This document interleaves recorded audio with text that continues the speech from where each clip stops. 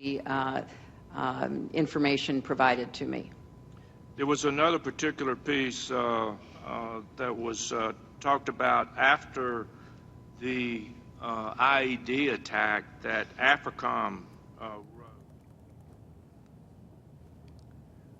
Hello, everybody. Thank you for tuning in to the Liberty Report. With me today is Daniel McAdams. Daniel, good to see you. Good to see you, Dr. Paul.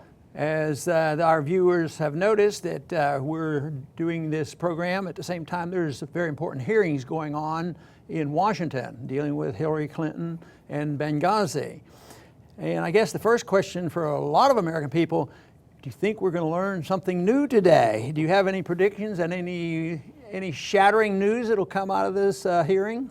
Well, I think, as you've said many times before, it's kind of a political farce on both sides. So there'll be a lot of posturing, but not a lot of truth coming out. Yeah, I'm afraid that's going to be the case, because I don't think they're going to deal with the real issue, and that is, why were we there? And there's a very good point made about these hearings are ongoing, and they've been going on for a couple years, and a lot of email and a lot of effort and time. And the committee, the Republican-run committee, has spent $4 million. And I get to thinking, the Democrats are making a deal with it. Maybe a miracle's going to happen. These hearings are going to turn the Democrats into fiscal conservatives because they're outraged that $4 million was being spent, on this. But, in a way, wouldn't there be an argument for saying, investigations and spending the taxpayers' money on investigating our government to find out what they're doing wrong would be legitimate? That doesn't mean that spending the money on having commissions ever accomplishes very much, but I think in theory, investigations would be worthwhile if we had honest people there. But unfortunately, when you get honest whistleblowers in, we don't seem to get to hear from them. Yeah, and they're having a fit over $4 million spent, but they didn't care at all about $500 million authorized to train rebels in Syria, which turned Syria into the exact same situation that Libya is in. So when it comes to $500 million, that's okay. Yeah, but what about the point now of all these hearings and this excitement? Let's get to the bottom of this. What does evil Hillary do? And they really want to get to the bottom of it, where they forgot all about it when we went to war. Did they have hearings? Did the Republicans demand, let's have hearings? What's this administration doing? Are they getting us involved in another war in Libya? There were no hearings, but President, the peace candidate, said, well, the United Nations gave us authority. I think that is a real distortion of what our government ought to be doing. And if you remember correctly, Representative Kucinich, along with yourself, and I believe Walter Jones and a few others, tried to push through a resolution through Congress, at least trying to get a vote on something about Libya, stop the war without a further authorization. They quashed it. They didn't even allow a vote. They were uninterested. The big question is who's going to benefit politically? I think Hillary, because she's smart and she has a good presence and she'll do a good job here. And she's been doing better with presenting herself in the campaign. She may come out doing pretty well in this. But I think that's all politics. It's Republicans against Democrats, and they make a really big deal of it. But I believe this is a distraction. For my sake, the most important issue is, why are we there, and why didn't they really talk about this before, and why is it that on an issue where there's bipartisan agreement, almost universal? How many anti-war votes would we get when people even went to the Congress to get a vote? And how many people came to help us try to get exposure of this before they went to war? There's none of it. So there's a universal unanimity with the Republicans and Democrats, and it looks like the neocons are going to win this. It looks like Dick Cheney's going to win, and it looks like Bill Kristol will win, because they love this kind of stuff, even though they have to pretend so the American people think there's really a difference, whether it's Republicans or Democrats on who gets in, and yet policies never change. That is what I don't believe they're going to hear. These hearings ongoing right now, and they'll probably go on for a couple more hours. I don't think we'll get to the nitty-gritty of this pretense that there's a real debate going on. Matter of fact, I've followed Hillary and the Democrats for a while, but just reviewing and looking at some of her current statements, even as the conclusion of Benghazi. But boy, she is adamant. She is really hawkish, and that really is scary because she used to be, at least people thought, and I have to be guilty of a little bit of hope with our current president, that he would be less militant. But there's no reason to hope that Hillary will present a more sensible foreign policy. Well, you're correct that she has a tremendous presence. She's extremely smart. She presents herself very well. But what the committee won't address, because as you pointed out, they all agree, but what they won't address is her startling incompetence when it comes to handling the Libya invasion. She was the one, along with Samantha Power and Susan Rice, who pushed Obama the strongest into this.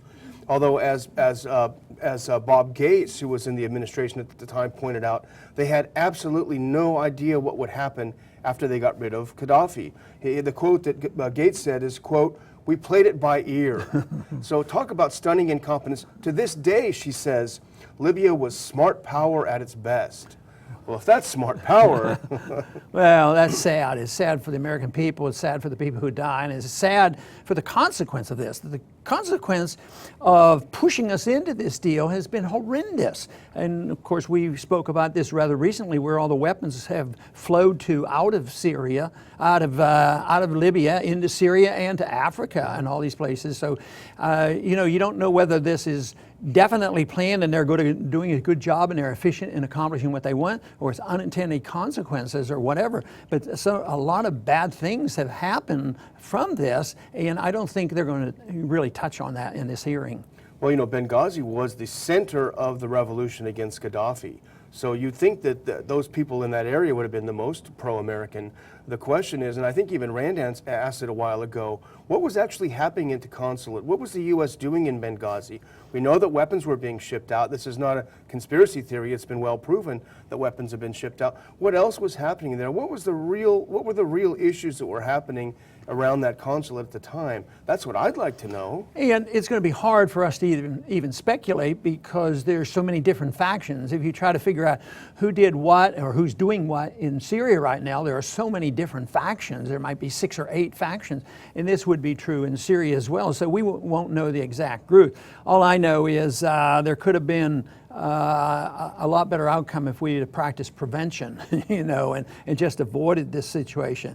But politics plays a major part in this, and I think the big setback for the Republicans, of course, was Kevin McCarthy blurting out the truth. Oh, that's horrible. You're not supposed to do that. Yeah, we did this, and we really got Hillary on that. This really destroyed their credibility, but it should destroy their credibility, but it should have been destroyed before that. And this is the whole thing is that you're not supposed to speak the truth. I guess that's what they call a gaffe, when you voluntarily blurt out the truth and it backfires on you.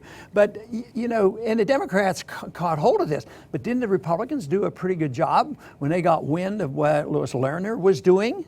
Yeah. With the IRS? I mean, oh no, they argue and they still argue, even though she lost her job. Fortunately, something good came of that. But no, she wasn't targeting conservative libertarian groups, and this was not political. But, and I think, what we're talking about here, we don't have a consensus on everything, but I think this is what disgusts the American people. There's so many lies and fibs and distortions and collusion, and I've frequently said that one reason why there's a small group of Republicans now that are sick and tired of it all, and that there was no difference between Boehner and Pelosi. And there's certainly, in this incident of going in, there wasn't. But then the question comes up, well, why are they fussing and fuming? Why don't they help cover up?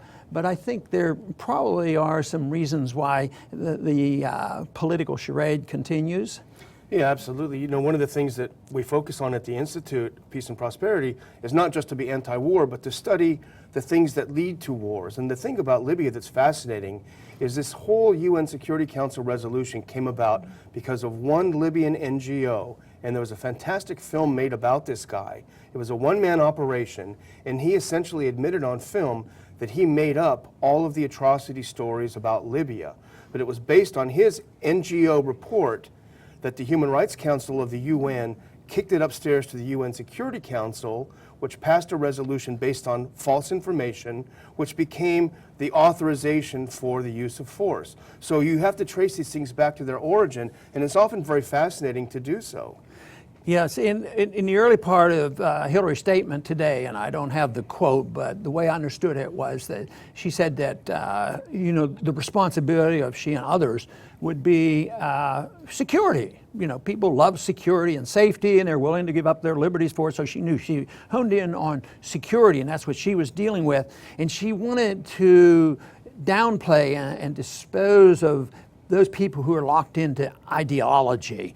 And I get to thinking, I have an ideology, in just about everything I want to do, there is.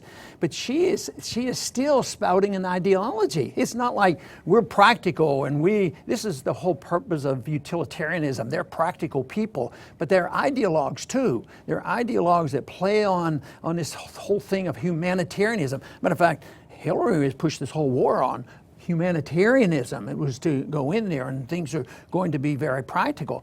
But the whole system of government that we have today, especially interventionism, whether it's economic or foreign policy, is utilitarianism. That is a philosophy in itself. But anybody who would say, well, our philosophy is the Constitution of non-intervention, we ought to mind our own business and provide a national defense and have a sound money. Oh, you're a bunch of ideologues. You're locked into this ideology. And matter of fact, the few that are talking ideology in Congress right now, they're the bad guys because they won't compromise with the people.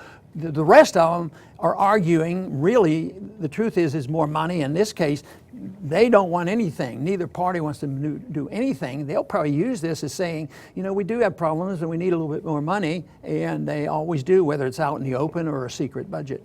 One of the things Hillary Clinton is known for is militarization of the State Department. She really did turn it, part of the State Department, into sort of a paramilitary organization. And I remember when you were questioning her, as you know, she's very, very good when she's a witness. But she agreed with you when you talked about we need more diplomacy.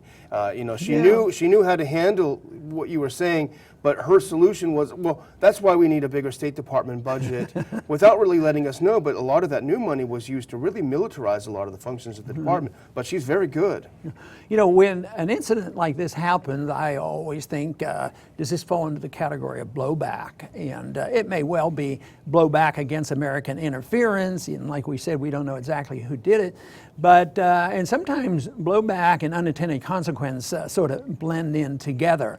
So either way, it was an episode that nobody's bragging about and thought it was good. Quite frankly, the people who were totally inept, even the ones who wanted our troops over there, I don't think any of them deliberately said, well, let's sacrifice 4 Americans, because they're going to be serving our cause. I don't think there's any of that. I think it's stupidity and bad ideology that did that. It's their ideology that we have to challenge. And all they're doing here is challenge of management of the ideology, and both sides endorse the same ideology. And they say, well, we can manage things better. We would have protected the embassy in Benghazi, and we would have done this, or we'd have used more troops here. And it's always an argument of a technical argument. And I think the argument has to be ideological if we're ever to see a change. Yeah, I think absolutely, and you're right, this will not come up at all. No, unfortunately, that isn't the case, but I am pretty determined that ideology plays a role, because ideas have consequences, and if you have the correct ideas, ideas will spread, and they cannot be defeated by armies or bad politicians in Washington. Right now, I see progress in the peace movement, whether it's an election in Canada, or whether when the people speak out in Great Britain, or the people speak out here in this country, because ideology does play a role in it. And I think we are winning on these issues. I think ideologically we're winning on the Federal Reserve issue, because more people know now the Federal Reserve is totally inept, and when the crunch really comes, they can put the blame where it deserves, right on the Federal Reserve. And when the poor people become so numerous they can't ignore them, and when the middle class is gone, maybe they'll wake up and say the answer isn't to elect a socialist. Maybe it's to think about the ideology of personal liberty and allowing people the freedom to take care of themselves and get the government out of the way. Under those circumstances, we can be very hopeful. We're moving in that direction, but unfortunately, these hearings will just emphasize the fact that they're dealing with a technical problem. There's a pretense that the Republicans would run things better than Democrats and vice versa, but that's just sort of to cover their tracks, because they both endorsed and supported and did nothing to try to stop our intervention in Libya. And now, since that time, we have had the expansion of this philosophy into Syria and all over the Middle East. But even there, I see signs of it ending. The end is coming. We're living in a new era. The foreign policy is failing. The monetary policy is failure. The economic policy is failing. So there's room for the right answers, and that is the correct ideology. And fortunately, it's available now like it's never been available before. Probably there's a greater emphasis and understanding of the ideas of liberty than any time in our history. So our job is to spread this message and convince the majority of the American people and the majority of the people around the world that liberty provides the answer and not authoritarianism. I want to thank everybody for tuning in today to the Liberty Report, and please come back soon.